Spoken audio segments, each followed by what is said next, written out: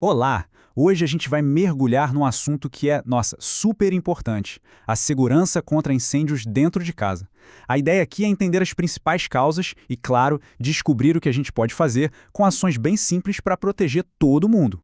Ok, vamos começar quebrando um mito. Muita gente pensa que um incêndio em casa é só azar, má sorte, mas não é bem assim. As fontes mostram que, na verdade, a grande maioria dos casos começa com falhas que poderiam sim ter sido evitadas. Ou seja, conhecimento e prevenção são as nossas melhores ferramentas. E essa pergunta aqui é fundamental, né? Será que na correria do dia a dia a gente consegue mesmo parar e identificar esses perigos? É exatamente isso que a gente vai detalhar agora, para transformar essa informação em segurança real. Então vamos lá, começando pela base de tudo. Para prevenir, primeiro a gente precisa conhecer o inimigo, certo? Vamos dar uma olhada nos 7 vilões mais comuns quando o assunto é incêndio doméstico. E o primeiríssimo lugar, o campeão, talvez não seja uma grande surpresa. É um lugar que a gente usa todo santo dia. Exatamente, a cozinha. É o coração da casa, mas também é o epicentro da maioria dos incêndios residenciais. E o motivo número 1? Distração.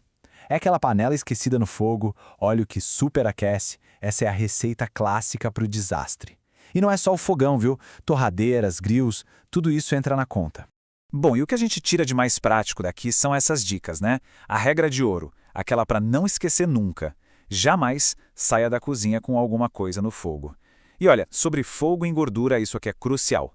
Nunca, mas nunca mesmo, jogue água. Sabe por quê? A água vira vapor na hora e, pronto, espalhar óleo pegando fogo para todo lado. Um desastre. O certo a fazer é desligar o calor e abafar com uma tampa de metal. Simples assim. Certo. Vamos para a segunda causa mais comum, uma que aparece bastante, principalmente naquelas épocas mais frias do ano. Pois é, aquecedores portáteis. Eles são ótimos para deixar o ambiente mais gostoso, mas exigem muita atenção. O grande perigo aqui é a proximidade. Eles precisam de espaço. Não podem ficar sufocados perto de coisas que pegam fogo fácil. E a solução é bem visual, como a gente pode ver. A regra de 1 metro é vital. Deixar ele longe de móveis, de cortinas, de roupa de cama, tudo. E assim como na cozinha, se um incêndio elétrico começar, a água está fora de cogitação enquanto o aparelho estiver ligado na tomada. Aqui a gente tem um resumo dos outros 5 grandes riscos. Terceiro, fiação elétrica. Um perigo silencioso, principalmente em casas mais antigas ou com tomadas sobrecarregadas. Quarto, fumar, especialmente na cama, que infelizmente ainda é uma causa bem trágica de incêndios. Quinto, secadoras de roupa. Aquele fiapo que acumula no filtro é super inflamável. Sexto, velas.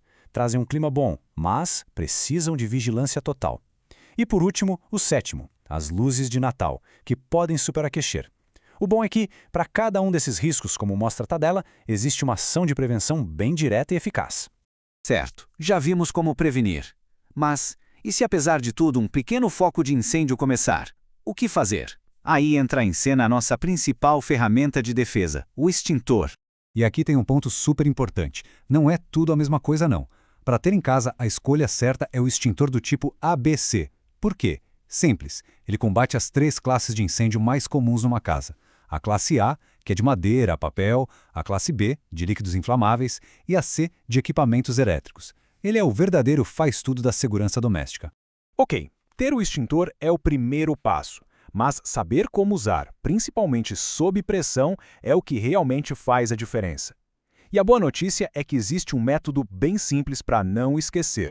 Esse método se chama PAPE. É um acrônimo, uma sigla fácil de lembrar, pensada exatamente para isso, para que na hora do susto, do nervosismo, os passos certos venham quase que de forma automática na cabeça.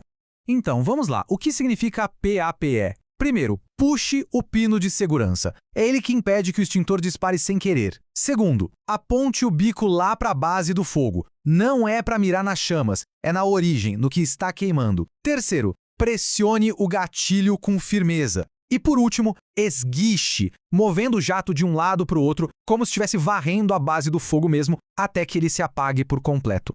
Agora, a gente chega num dos pontos mais importantes de toda essa análise.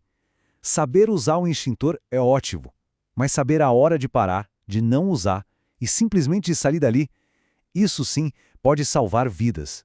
A segurança pessoal tem que vir sempre, sempre em primeiro lugar. E essa frase resume tudo. Extintores foram feitos para apagar incêndios pequenos, bem no comecinho. Eles não são para lutar contra uma sala inteira em chamas. Se o fogo já cresceu, a única prioridade é sair de lá em segurança.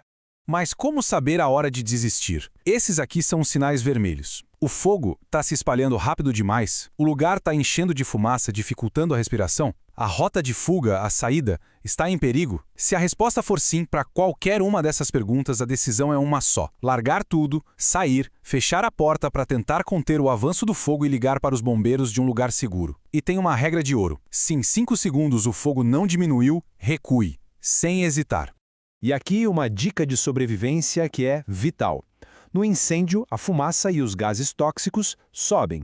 Isso significa que o ar mais limpo, mais respirável, fica lá embaixo, perto do chão. Então, se for preciso atravessar um cômodo com fumaça, o jeito é se abaixar ou até rastejar. Chegamos na reta final da nossa conversa. Nós vimos os riscos, aprendemos a prevenir e como agir numa emergência. Agora, o desafio é pegar todo esse conhecimento e transformar em um plano de verdade. E a gente termina com essa reflexão, porque, olha só, saber a técnica é uma parte da história, né? Mas ter um plano de fuga combinado com a família, com um ponto de encontro definido lá fora e praticar esse plano de vez em quando, é isso que realmente fecha o ciclo da preparação. Segurança contra incêndio é um esforço coletivo. A mensagem final é: preparação é segurança.